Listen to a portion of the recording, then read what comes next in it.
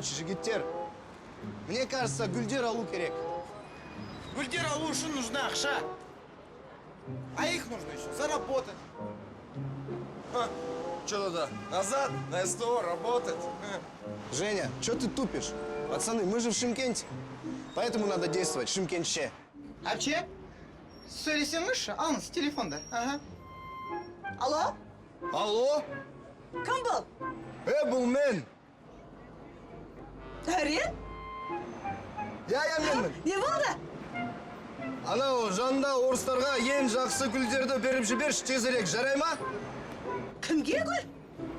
Бір қызға сыйлау үшін. Қызға? Оңбаған! Біліп едім мен сені біреуге барып жүргеніңді.